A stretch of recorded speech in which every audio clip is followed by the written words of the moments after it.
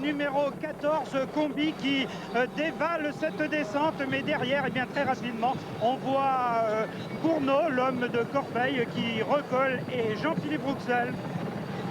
Oui, dans cette descente, on approche les 80 km/h. Il est pratiquement impossible de se sortir, en tous les cas de prendre un avantage conséquent à ses poursuivants.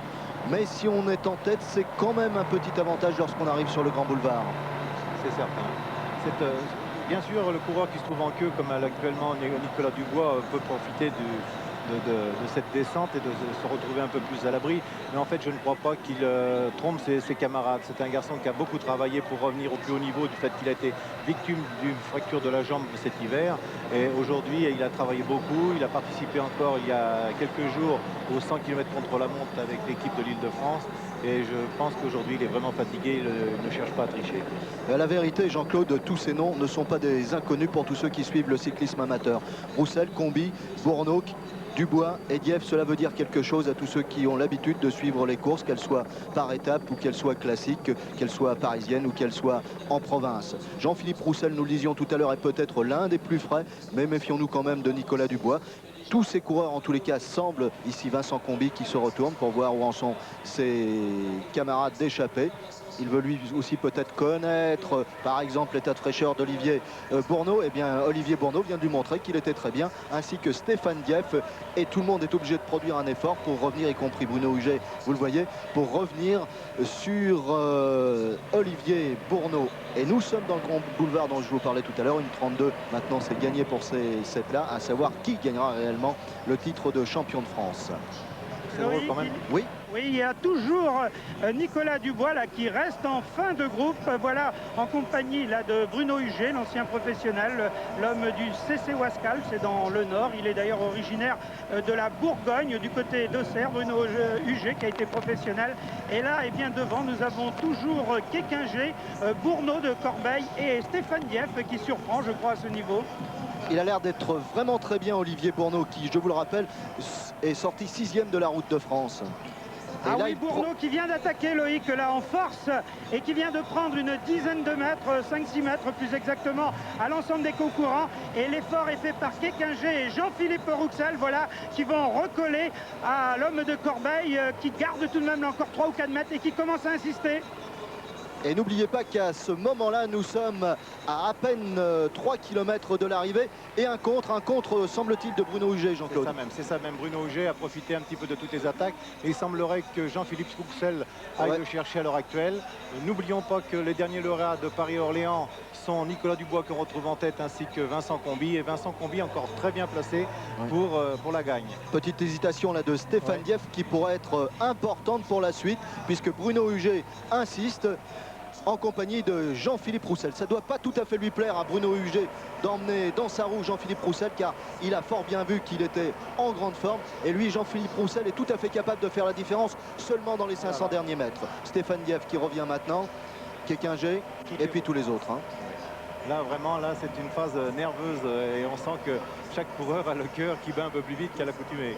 Il y a une énorme pression, évidemment, sur ces coureurs. Là, c'est un peu le rôle psychologique qui entre dans cette phase de la compétition. Vous savez que lorsqu'on se prépare, en tous les cas les amateurs, certains amateurs sont maintenant préparés comme ça, eh bien il faut, vous le savez mieux que moi, Jean-Claude, est préparé à la fois psychologiquement tout en les préparant physiquement, car ça c'est important. Là, il y a une énorme pression. N'oubliez pas qu'ils sont jeunes, de ces amateurs. Oui, ils sont tous jeunes et il n'y a pas de grand sprinter qui se dégage, je l'ai dit tout à l'heure, et on le sent bien, parce que tout le monde attaque, tout le monde cherche à faire la différence maintenant, éventuellement emmener quelqu'un. Nicolas Dubois. Nicolas Dubois qui a attaqué. Et on sent que Jean-Philippe Roussel cherche à aller le chercher, mais comme ils viennent de participer ensemble à une même course... Oh là là, on se regarde derrière, oui, oui. Bruno Huget et Roussel ont regardé les autres, ils ont dit c'est pas nous d'y aller, nous venons de faire l'effort. Nicolas Dubois, eh bien lui a flingué tout le monde et il est passé devant. Et là il s'approche de plus en plus de la ligne. Ah oui, il est Georges. Oui, Loïc, eh bien c'est effectivement Jean-Philippe Rouxel qui se lance à la poursuite de Nicolas Dubois, mais c'est vrai avec un temps de retard tout de même. Et là, Dubois file, il vient de passer la flamme rouge.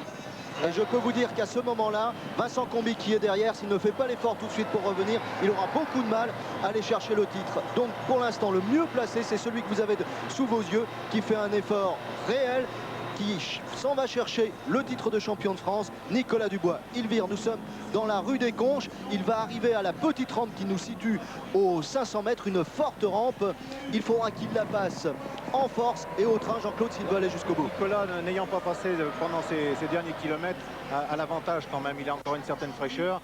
Je ne pensais pas, il a dû recevoir des consignes pour ne pas rouler. Là, on sent la fatigue de Bruno Huget qui craque, mais Dubois, je crois, qu'il est bien parti à l'heure actuelle pour devenir champion de France.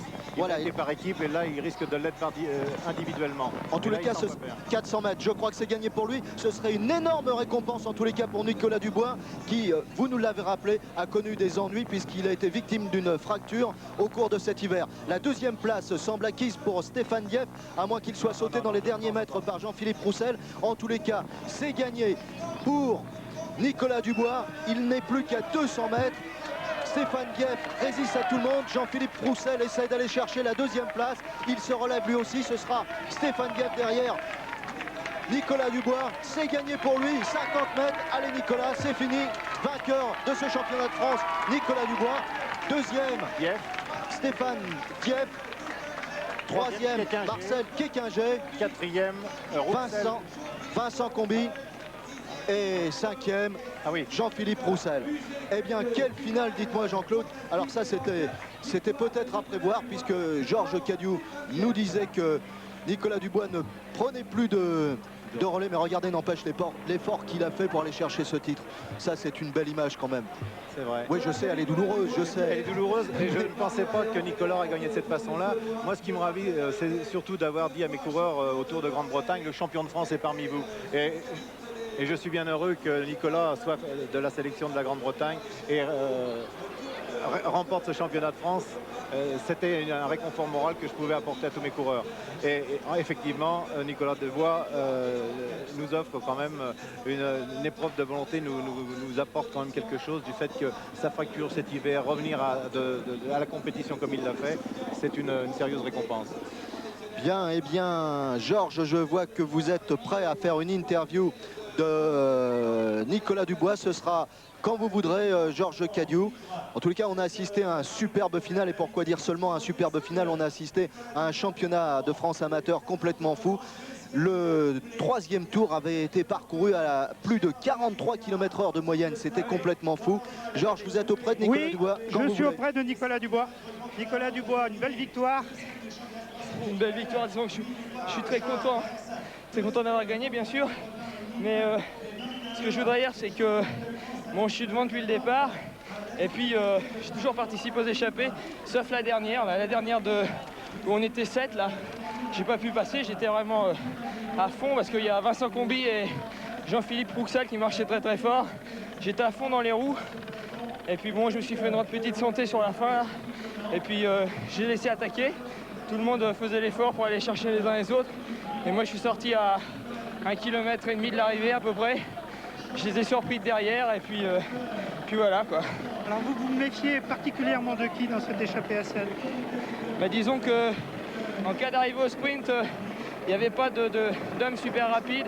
Je crois que Vincent Combi aurait gagné, mais bon, j'attendais Jean-Philippe Roussel et d'ailleurs il a essayé d'attaquer à 2-3 km de l'arrivée avec Vincent Combi. Et c'est Bruno Huget qui a fait l'effort, qui a contré aussitôt. Kéquinger a refait l'effort et puis le dernier effort, je suis parti. Voilà Nicolas Dubois, Loïc, champion de France 89. Merci devant Stéphane Dieff, je vous le rappelle, et Marcel Kéquinger. Merci donc à Michel Nedelec et la BCE pour cette organisation sans faille. Merci aux amis de la SFP et à Pierre Badel. Nous quittons à regret Montluçon, mais nous espérons vous retrouver dans Sport Loisirs derrière les pelotons des héros du vélo. Au revoir et à bientôt.